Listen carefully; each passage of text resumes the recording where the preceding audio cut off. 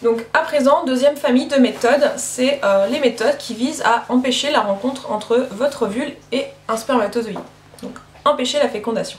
On les appelle aussi les méthodes barrières. Donc vous avez le préservatif masculin, le préservatif féminin. Donc dans les deux cas, c'est le principe est le même. Le préservatif masculin est généralement en latex et vous l'appliquez, vous le déroulez sur le sexe de l'homme. Ensuite vous avez le préservatif féminin qui est le même principe, c'est aussi quelque chose en latex. Généralement, alors je crois que ces dernières années ils ont quand même développé des choses qui n'étaient pas en latex parce que beaucoup de gens sont allergiques. Mais je ne suis pas bien sûre pour les préservatifs féminins. Je suis sûre pour les préservatifs masculins que ça existe. Pour les féminins, je ne sais pas.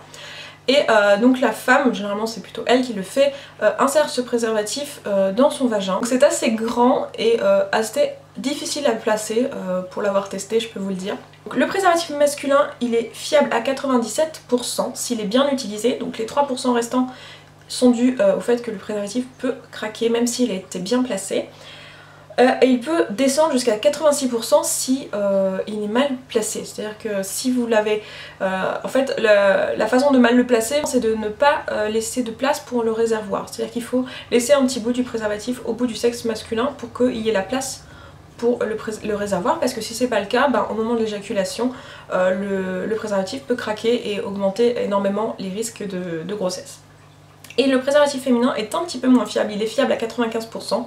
La raison à ça, c'est juste qu'il a tendance à bouger pendant l'acte sexuel, donc voilà.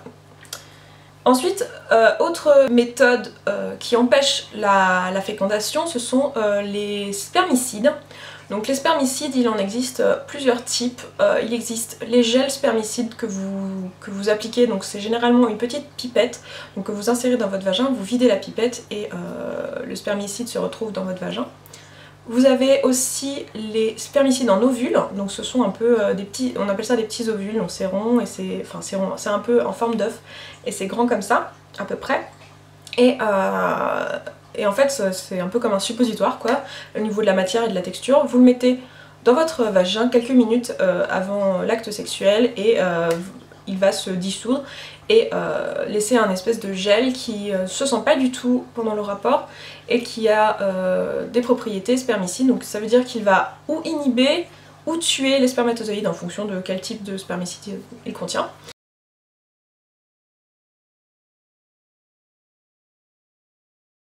Donc utiliser seuls les spermicides ne sont pas hyper fiables.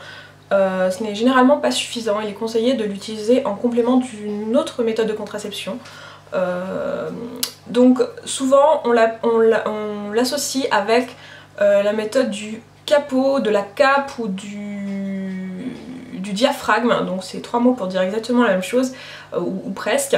C'est le diaphragme, donc c'est une petite coupe en silicone une nouvelle fois, donc là aussi je vous mettrai des images parce que vous ne l'avez peut-être pas toutes vues. Et vous le placez dans votre vagin contre votre col de l'utérus pour faire barrière, pour éviter que les spermatozoïdes puissent passer. Donc généralement cette méthode là est couplée à un spermicide local. Donc les spermicides c'est assez cher, c'est de l'ordre de 7 à 20 € selon le type et selon le nombre de doses, mais c'est pour plusieurs doses quand même, et ce n'est pas du tout remboursé par la sécurité sociale. Le diaphragme c'est encore plus cher, c'est environ 45 €, et la cape environ 60 €. Donc la différence entre les deux c'est juste la forme, donc c'est à vous de voir après laquelle vous conviendra le mieux en fonction de votre morphologie et de vos antécédents génicaux. Et ça non plus ce n'est pas remboursé par la sécurité sociale et ça demande quand même une certaine dextérité et un certain temps pour l'appliquer correctement sur votre col. Enfin c'est pas normalement super long mais disons que ça demande... disons que c'est pas une méthode que je recommanderais aux plus jeunes qui ne connaissent pas bien leur corps. Ensuite les préservatifs masculins c'est vraiment pas cher, c'est de l'ordre de la vingtaine de centimes d'euros la pièce, sachant que ça s'achète plutôt par plusieurs. Et les préservatifs féminins c'est plus cher que ça, c'est de l'ordre de 8-9 € pour 3 préservatifs, donc c'est plus cher et à mon sens moins pratique. L'avantage des préservatifs, que ce soit féminin ou masculin, c'est qu'ils protègent des maladies sexuellement transmissibles en plus d'être une méthode de contraception relativement fiable. Donc maintenant le troisième type de contraception qu'il existe sur le marché, c'est les contraceptions qui empêchent la nidation.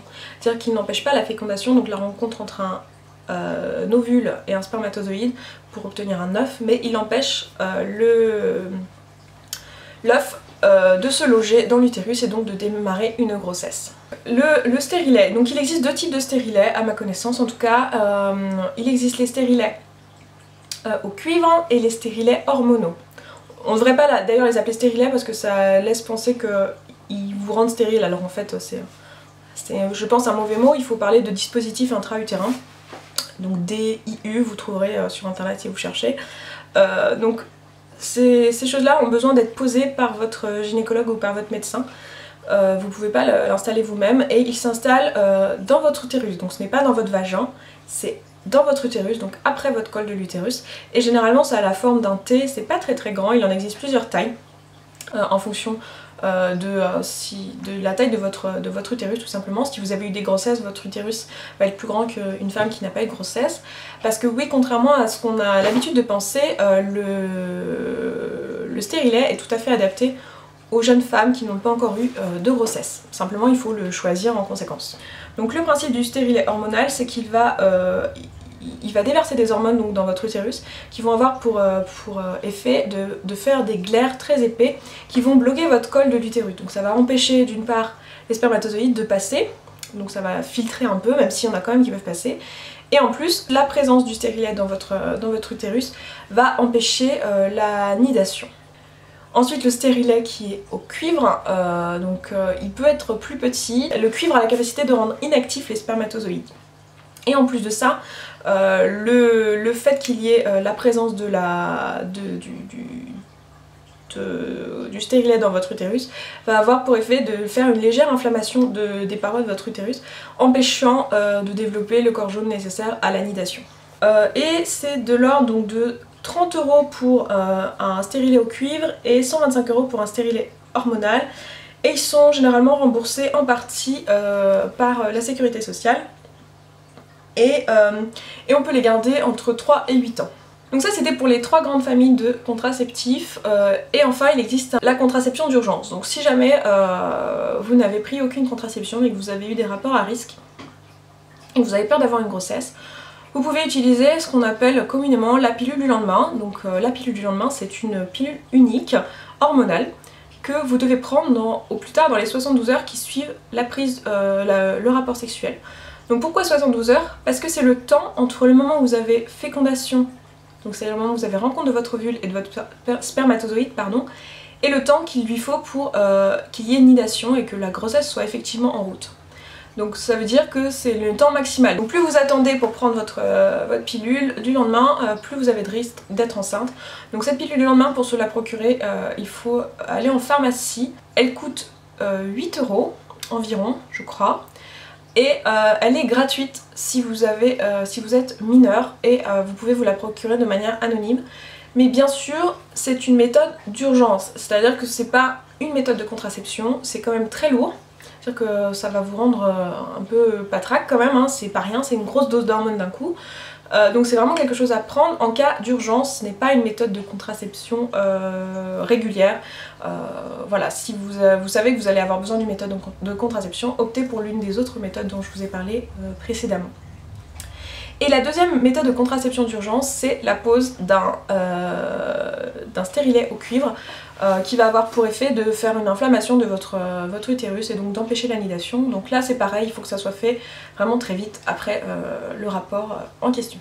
Bien sûr, je ne compte pas dans les méthodes de contraception d'urgence les IVG, donc les interruptions volontaires de grossesse, parce que ce n'est pas une méthode de contraception et encore moins une méthode tout court à utiliser souvent. Vous pouvez trouver toutes les informations dont vous avez besoin auprès des pharmaciens, auprès de votre médecin et si vous êtes scolarisé auprès de l'infirmerie de votre lycée ou de votre collège.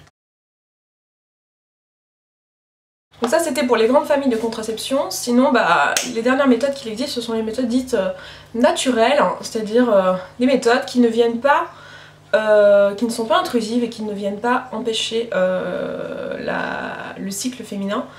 Du coup il n'y a pas 36 000 façons de faire, hein. C'est soit vous vous abstenez totalement, soit vous vous protégez localement à chaque rapport sexuel, donc par un préservatif, avec des spermicides, avec un capot, avec un diaphragme ou les 3 couplets, ou à vous de voir les méthodes que vous voulez employer si vous voulez cumuler les méthodes.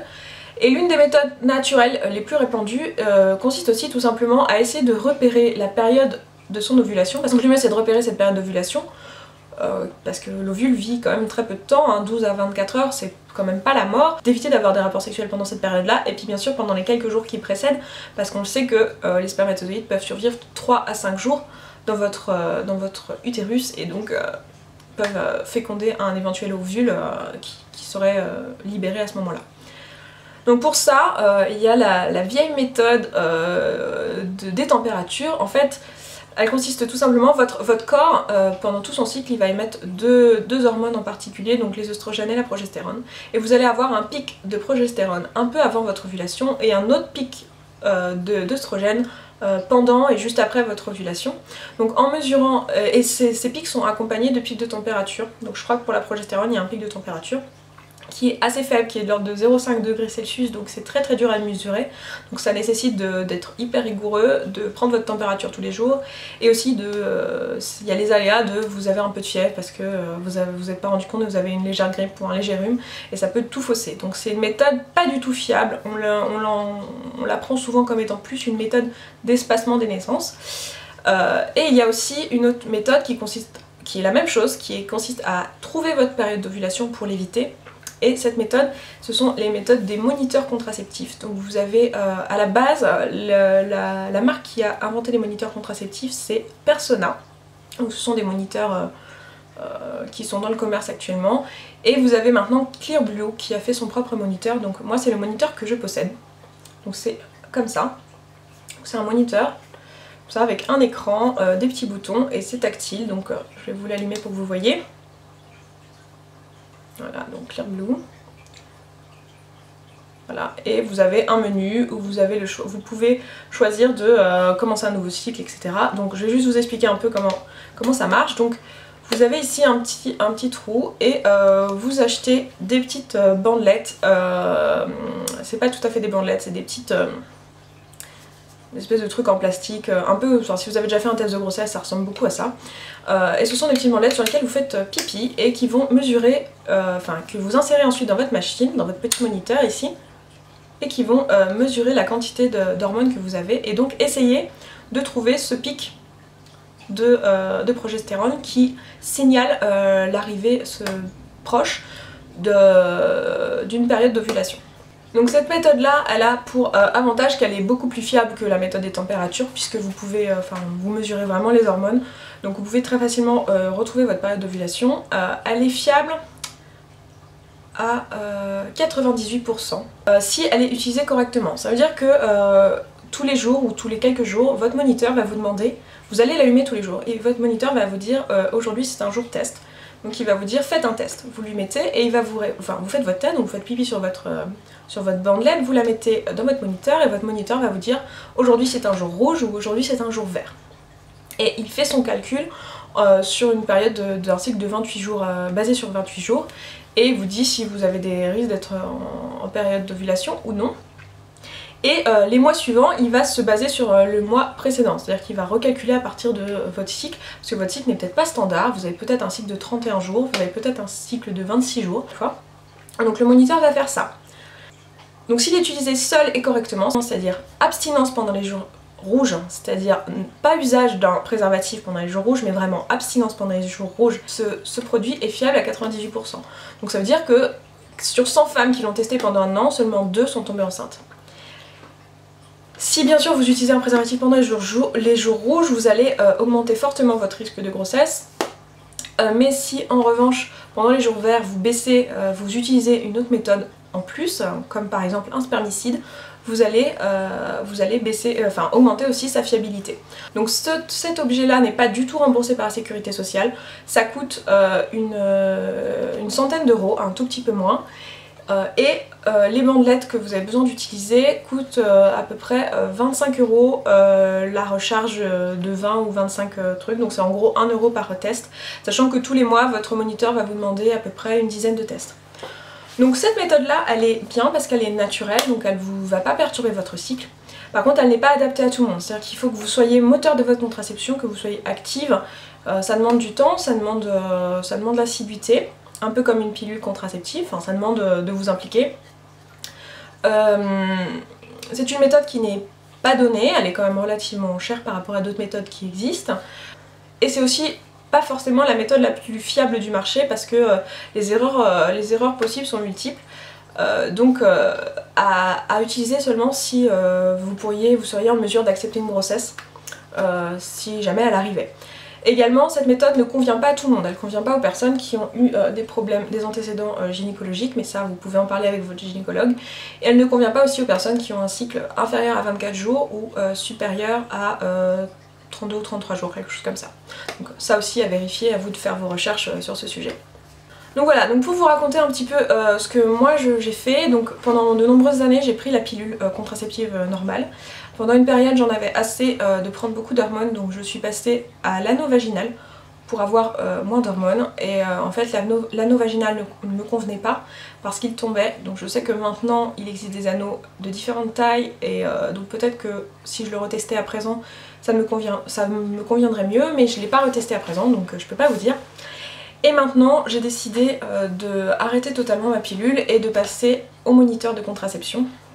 Donc c'est quelque chose que j'ai depuis très récemment. Donc en fait au début je m'étais dit que j'allais peut-être juste faire cette vidéo dans quelques mois pour vous parler de ce moniteur et de l'usage que j'en ai fait et de ma satisfaction vis-à-vis de ce produit.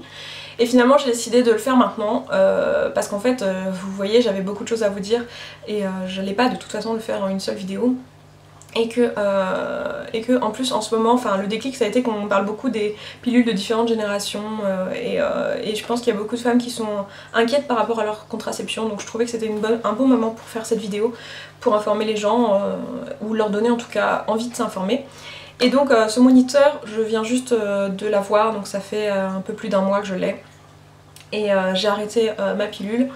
Et donc j'ai pas encore commencé un nouveau cycle avec ce moniteur puisque j'attends mes premières règles et elles peuvent prendre mes premières vraies règles hein, puisque j'avais arrêté, je prenais ma pilule en continuité depuis quasiment 5 ans. C'est normal et elles peuvent prendre jusqu'à 8 semaines avant d'arriver. Donc voilà, mais en tout cas ce que je peux vous dire, ce que j'ai déjà noté, c'est qu'il y a une sacrée différence en termes de libido par rapport à quand je prenais une pilule. D'ailleurs la pilule est réputée pour baisser la libido, enfin la contraception hormonale et qui vise donc à empêcher l'ovulation est réputée pour baisser la libido parce qu'en fait votre libido, enfin c'est dans la tête, hein, votre corps il a envie de faire l'amour parce que vous êtes en période d'ovulation et que enfin c'est naturel quoi, vous êtes en période où vous êtes capable de débuter une grossesse donc forcément ça va augmenter votre libido. Donc voilà, moi je suis pour le moment en tout cas satisfaite. Après évidemment je l'ai pas encore bien testé, je peux pas vous dire. Sinon si moi je vous dis que je suis enceinte, ben c'est que je serais pas satisfaite. Voilà, j'espère que j'ai répondu à des questions que vous pouviez avoir si vous en aviez et que cette vidéo sera suffisamment complète à votre goût. N'hésitez pas si vous avez encore des questions à me les poser, j'aurai peut-être pas la réponse mais peut-être que je pourrais vous orienter vers où la trouver. En tout cas je ferai de mon mieux et écoutez, ben, passez une bonne fin de journée, bonne soirée si c'est le soir et puis je vous dis à très vite et bien sûr prenez soin de vous les filles.